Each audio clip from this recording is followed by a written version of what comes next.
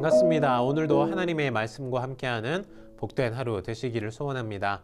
오늘 함께 나누실 말씀은 사무엘상 30장 23절에서 25절 말씀인데요. 함께 화면을 보며 읽겠습니다.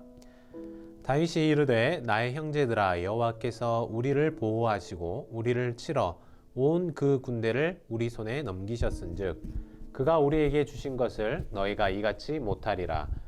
이 일에 누가 너희에게 듣겠느냐? 전장에 내려갔던 자의 분깃이나 소유물 곁에 머물렀던 자의 분깃이 동일할지니 같이 분배할 것이니라 하고 그날부터 다윗이 이것으로 이스라엘의 율례와 규례를 삼았더니 오늘까지 이르니라. 아멘. 네, 함께 읽은 말씀을 따라서 품어주는 사람 다윗이라는 제목으로 말씀을 나누기를 원합니다. 어떤 공동체에서 자기들만의 전통을 만드는 것은 쉬운 일은 아니죠. 우리 교회도 예전에는 누구나 주일날 점심을 자유롭게 드셨지만 여러 목적과 또 이유에 따라서 이제 2불씩 내고 점심을 드시고 있는데요. 이런 변화가 자리를 잡기까지 쉬운 일은 아니었습니다. 그래도 이제는 이것이 우리 교회의 작은 하나의 문화로 자리를 잡아가게 되었죠. 이처럼 새로운 전통이 생기는 과정은 늘 쉽지만은 않은 것 같습니다. 이스라엘도 새로운 왕국이 도래하고 있는 이 시점에 새로운 전통들을 세워가야 했습니다. 개국공신이라는 말이 있어요. 나라를 새롭게 세울 때 우리는 새로운 왕, 그 한 사람만 생각하기 쉽지만 그 사람을 중심으로 한 나라가 새롭게 세워지기 위해서는 뒤에서 수고해주는 여러 다양한 사람이 존재하기 마련입니다. 그들의 협력과 수고가 있었기 때문에 한 나라의 기틀을 마련하게 되죠.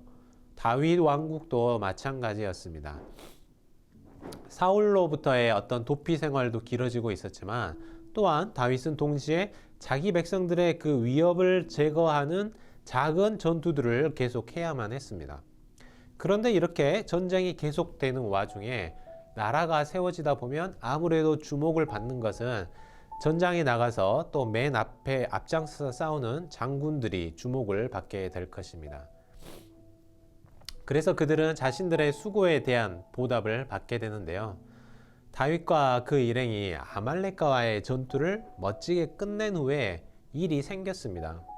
전투에서 승리를 했는데 그것 때문에 또 다른 새로운 갈등이 그들을 기다리고 있었던 것이죠. 바로 전리품을 나누는 문제였습니다. 여러분도 아시겠지만 이 전리품이라는 말은 그대로 전쟁에서 승리한 자들이 챙기는 것이잖아요. 즉 전쟁에 참여한 자들이 누리는 혜택이라고 말할 수 있었습니다. 그런데 여기 한 가지 문제가 생겼습니다. 아말렉과의 이 전쟁을 위해서 급하게 하나님의 뜻을 묻고 600명의 군사들을 이끌고 아말렉 진지를 향해 달려갔는데요. 어떤 이유에서인지 600명 중에 200명은 중간에 멈춰서고 말았습니다. 피곤하고 지쳤기 때문이었을까요? 혹은 가족들을 잃었다는 생각이 그들을 슬프게 만들고 싸움에 전력을 다할 마음을 잃게 만든 것인지도 모르겠습니다. 어쨌거나 이들은 아말렉을 향해 달려가던 중에 10절에 나온 말씀처럼 피곤하여 능히 자기를 따르지 못하였다라고 21절에 기록이 되어 있습니다. 이게 무엇을 의미할까요? 이제 600명의 군사들 중에 200명, 즉 3분의 1은 전력에서 이탈했다는 것을 의미합니다. 전쟁이 시작할 때는 함께 있었지만 정작 전투를 치르는 자리에 없었다는 것이죠. 결국 전리품과 관련해서 어떤 일이 일어나게 될지 상상이 되시지 않습니까?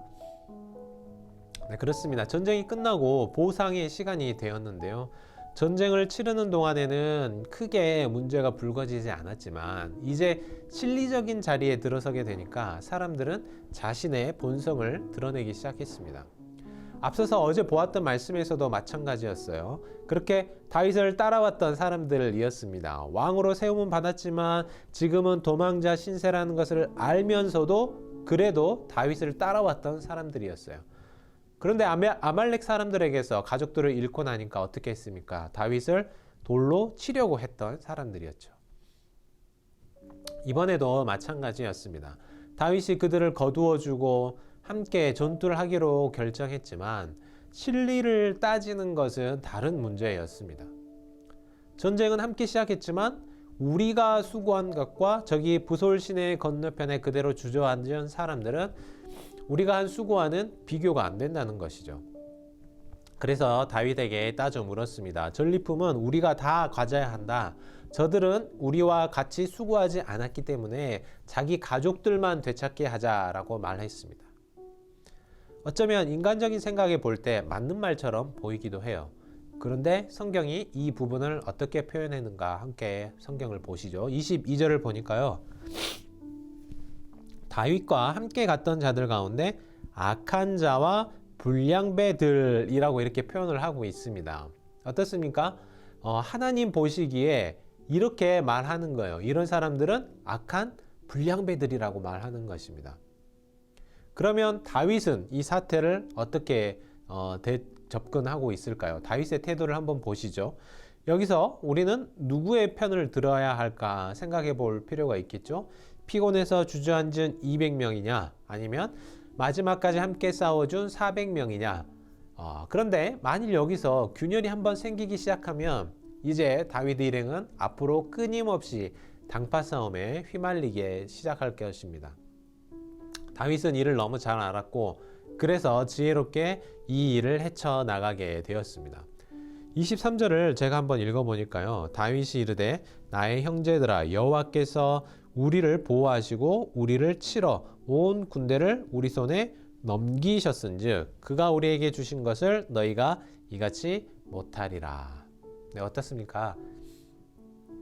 다윗이 이 사람들을 부르는 말을 보세요. 다윗은 갈등을 유발시키는 이 양편의 사람들을 형제들이라고 부르고 있습니다.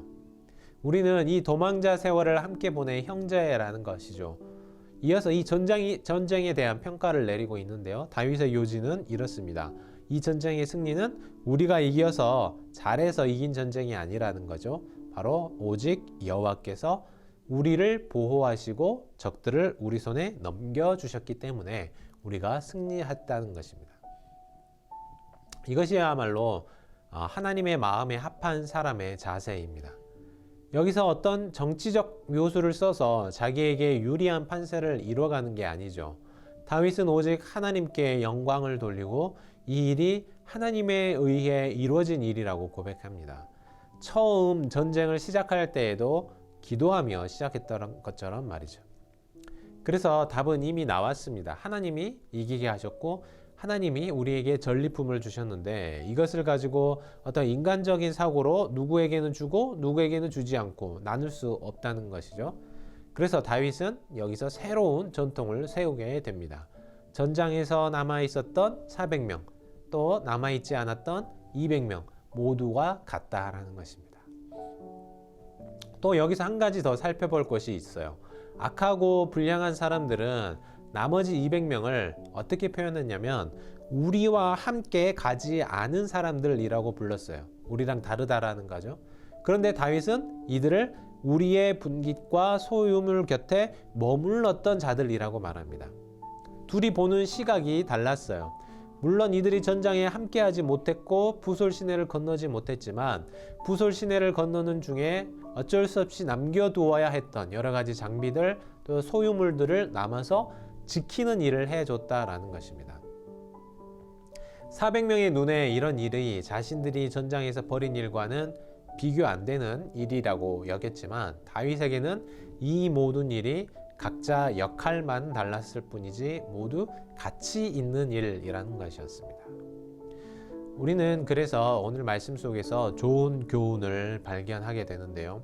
하나님의 일을 이루고 나서 우리는 이 일을 통해 온전히 하나님께 영광을 돌리며 온 형제 자매가 함께 나누고 즐거워해야 한다는 것입니다. 또 하나는 하나님 나라의 일을 해 나가는 데에 있어서 일에 경중이 없다는 것이죠. 하나님이 각자에게 주신 이 자신만의 고유한 일의 특성을 따라서 이 달란트를 따라서 수고하며 일할 때에 하나님은 모두에게 적합한 은혜와 보상을 주신다는 점입니다. 그래서 오늘 말씀을 생각하며 우리 모두 서로가 서로를 품어주는 사람이 되기를 바라며 바른 공동체 정신을 회복하는 우리가 되기를 소원합니다. 네, 함께 오늘 목요일 건축 기도문을 읽도록 하겠습니다. 제가 함께 읽을 때 여러분도 화면을 보면서 함께 기도해 주시면 감사하겠습니다. 47년 전 빈내리의 믿음의 선배들을 세워주신 하나님께 감사와 영광을 돌립니다. 만민의 기도하는 집이라 명하였으니 달라스에 지친 이민자들이 성전에 와서 기도하며 예배할 때 하나님의 임재와 사랑을 경험하고 위로를 얻고 힘을 얻는 장소가 되게 하옵소서. 다음 세대가 말씀으로 잘 양육받게 하시고 미국뿐만 아니라 세계 열방 가운데 하나님의 영광을 드러내며 세상을 변화시켜 나가는 차세대 리더가 되게 하옵소서.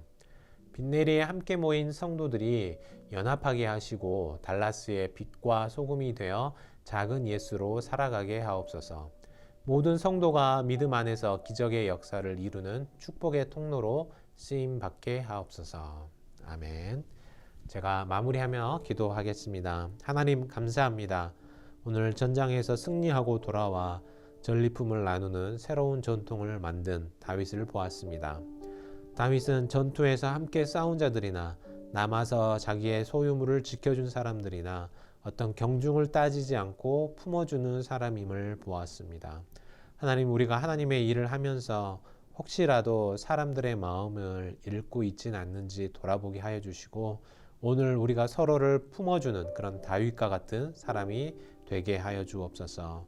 오늘 하루도 온전히 주님께 의탁하오며 이 모든 말씀을 우리 주 예수님의 이름으로 감사하며 기도하옵나이다. 아멘. 계속해서 개인적인 기도 제목 갖고 기도하시기를 바랍니다.